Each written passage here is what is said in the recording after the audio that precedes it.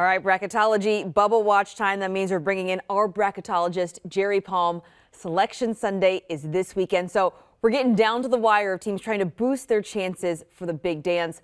Duke is on a mission to lock in a 1 seed, Jerry. They escaped with a win over Miami on Friday. Now one game closer to their 16th conference championship under Coach K. Are you seeing enough from the Blue Devils right now to give them a top spot, that 1 seed? Not only do I not see enough from them right now, I'm never going to see enough from them to make them a number 1 seed. There's a group of 6 teams that are in the running for number 1 seeds, and Duke is very different than those 6 teams, and not in a good way. They don't have as many quality wins because their league is not giving them opportunities to get them. Duke has got 3 losses outside of quadrant 1.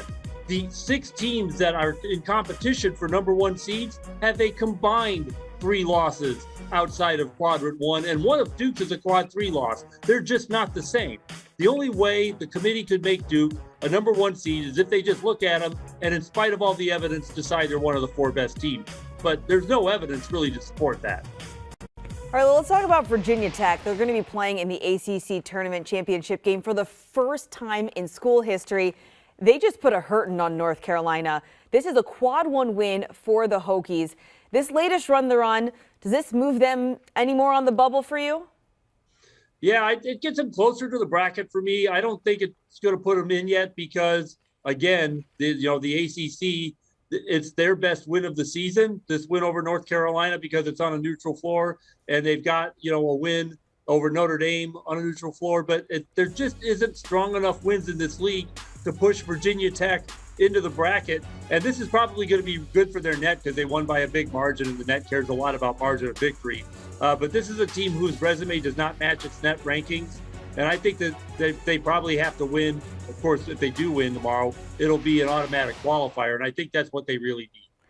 Well, Creighton looked dominant all night against Providence. And I guess it's kind of the funny thing about sports, right? The Friars won their first Big East regular season title in school history this season after beating the Blue Jays just about 2 weeks ago. Jerry, what do you think about the way Creighton's played? Yeah, they lost Ryan Nebhard, their star guard, the freshman of the year in the Big East, to an injury about 2 weeks ago. And then they lost their first game, but they've still played very well since. And today was fantastic.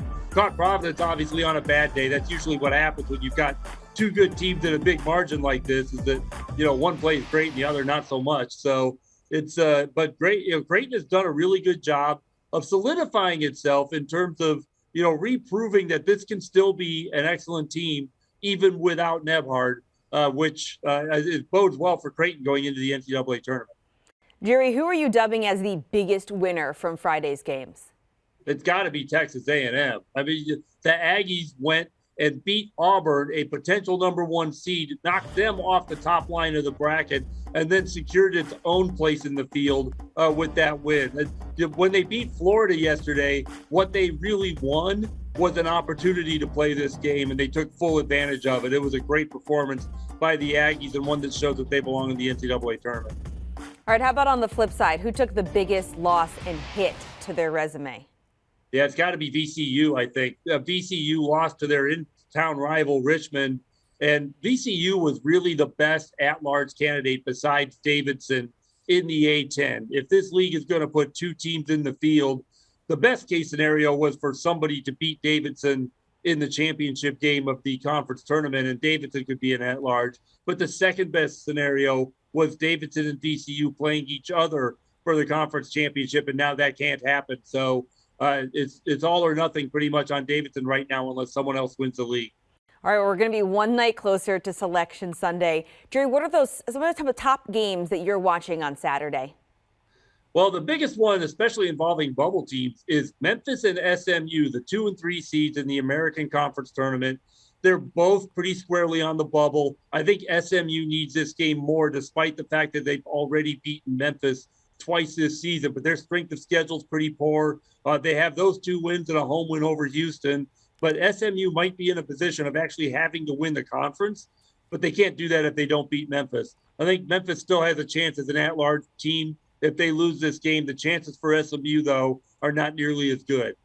Well, a lot to look forward to, and as we get closer to Selection Sunday, the madness continuing with tournament action. Thank you for the time, Jerry Palm.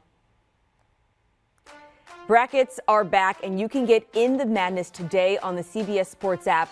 Run a pool with friends or enter our men's and women's challenges for the chance to win a new truck and a trip to the 2023 Final Four.